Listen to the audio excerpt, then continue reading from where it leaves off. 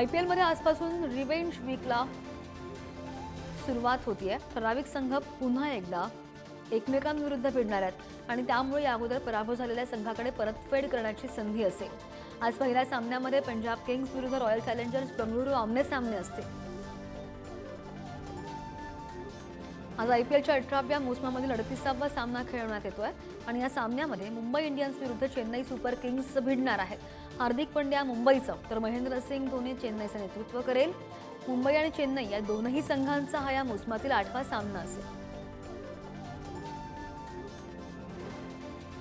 यंदाच्या IPL मध्ये राजस्थान रॉयल्सकडून खेळणाऱ्या 14 वर्षांचा मुलगा तुफान खेळ पाहायला मिळाला। राजस्थान रॉयल्स संघाने वैभव सूर्यवंशीला संधी दिली। तो एक इम्पॅक्ट प्लेयर म्हणून ओळखला गेला आणि वैभव हा IPL मध्ये खेळणारा सगळ्यात तरुण खेळाडू असून संजू सॅमसनच्या जागी त्याला संधी मिळाली आहे। IPLच्या इतिहासामधील सर्वात तरुण खेळाडू वैभव सूर्यवंशीने साऱ्यांचं लक्ष वेधलं। मात्र बाद झाल्यानंतर त्याच्या डोळ्यामध्ये अश्रू आले। वैभवचा हा व्हिडिओ सोशल मीडियावर व्हायरल होतोय। लखनौ सुपर जायंट्स विरोधात राजस्थान रॉयल्सकडून खेळताना त्याने पदार्पणामध्ये तडाखेबाज खेळी केली।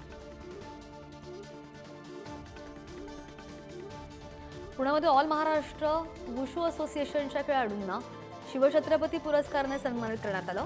प्रशिक्षण सोपान कटके यांच्या मार्गदर्शनामुळे खेळाडूंनी हे यशाचं शिखर गाठलंय आणि पुण्याच्या बालेवाडीमधील शिवछत्रपती क्रीडा नगरीमध्ये हा सोहळा पार पडला।